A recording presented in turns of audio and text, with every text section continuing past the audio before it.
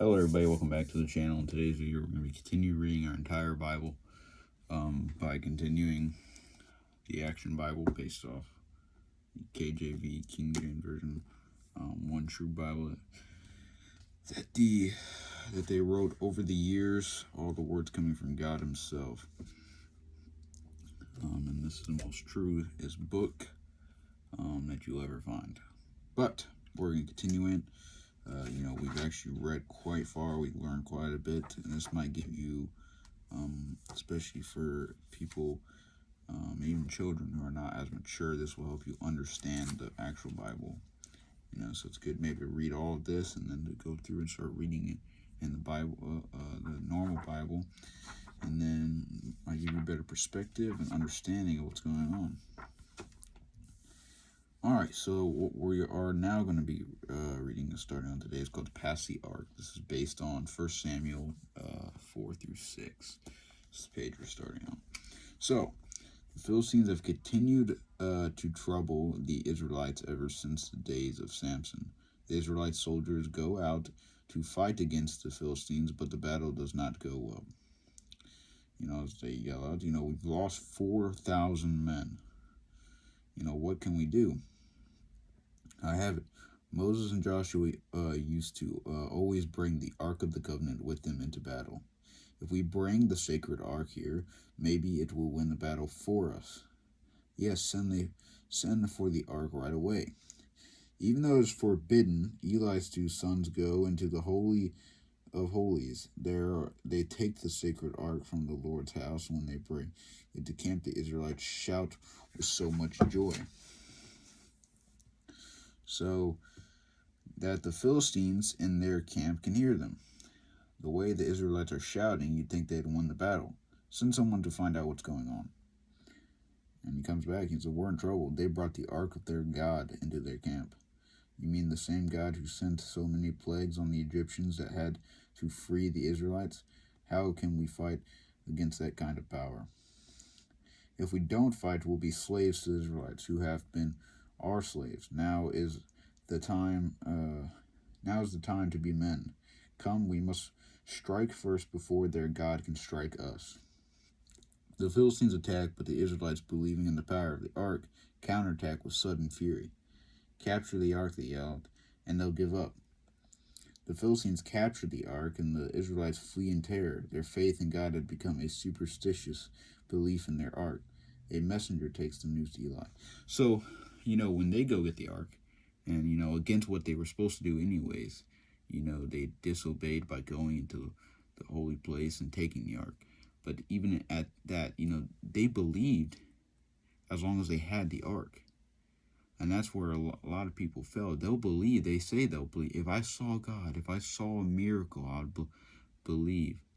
If I had something to worship, people think they have to have something they can see to worship it. And same thing with this. They thought as long as they had the ark, they were brave. They were ready. They were fighting. As soon as they took the ark, they lost all faith in God and completely fled in terror. They became afraid. And, that is where they were very wrong. It's the same thing with, really since we're coming around Christmas time, I know Santa Claus isn't real, but children believe in him, and they believe he'll bring him gifts and all this stuff. They don't have to see Santa Claus. They believe, and they have that knowing, that faith that he's real, right? It's the same thing with us. The only difference is God is real. He's not a fake. He's not a made-up story. He is alive. He is living. He is in heaven right now. And he can get you. You don't need, even like this necklace, I don't need this to get through the day. I like to wear it, and I feel like, it reminds me what Jesus did for us, but it's not what gets me through the day. It's not what gets me through my troubling. Jesus Christ does. He's there in heaven. The Ark of the Covenant was a very incredible thing, but it's not what won them the battles. The Ark didn't help Moses and Joshua won. God helped Moses and Joshua won and win. So just, remember that, teach that, show people that it's not the things, it's not things to worship, it's not physical things, it's God Almighty that's in heaven that you can't see, that we won't see. If everybody saw God, of course everybody believed in him, but God wanted us to choose to believe in him. And We have to choose, to believe the fact that he is real. And it is a fact, he is real. And I believe in him without ever seeing him till the day of my death.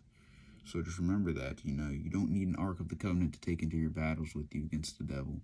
You need God, and God will carry you through them.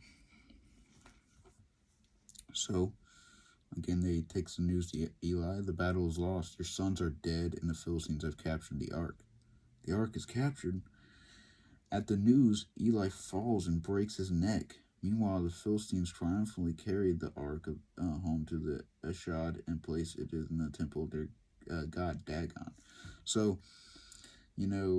as Samuel had said, his sons were killed, and because of all their really unholiness, Eli had fallen and broke his neck. But again, now they've taken it to their god, or supposedly this little golden statue that's really pointless, Dagon.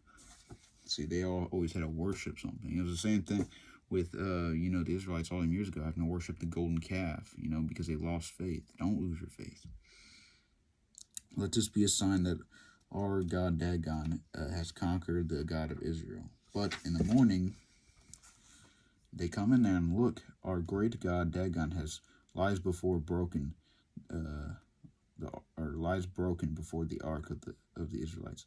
So the statue had fallen down and the head had broke off, laying down in front of the Ark of the Covenant, because there's only one true God.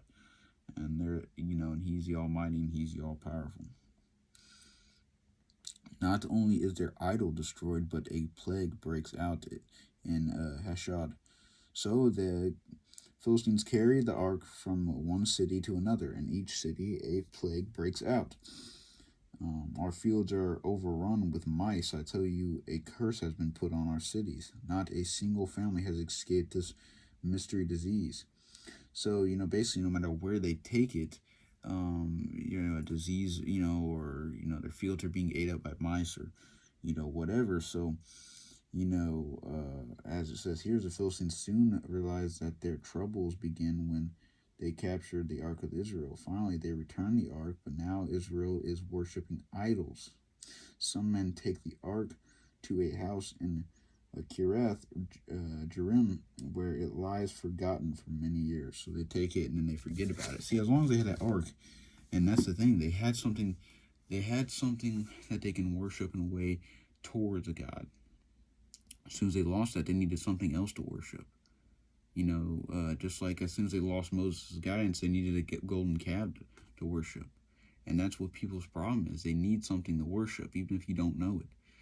And it's not just about worshiping false gods like, Zeus and, whatever, Hercules or whatever, or Dagon and their, or golden calf, but, many things can become your God. If you spend all your time gaming, that can become your God. Your car can become your God. Your job can become your God. It's something that you pour all your time in and, put before the one true God, Jesus Christ. So, one of the best things you could do is to continue to pray throughout the day, as well as spreading some Bible lessons throughout the day. When you wake up in the morning, first thing you should do before you even eat is pray, and if you'd like to, read the Bible. Read a chapter out of the Bible. Read a chapter out of the Bible in the morning. And then at nighttime before you go to bed, read another chapter. And make sure, you're just getting that lesson in, and, giving the time that God, what did Jesus Christ said? Give me an hour, and I will give you a whole new life. So that is something to remember. God bless. Take it easy. I'll catch you guys tomorrow.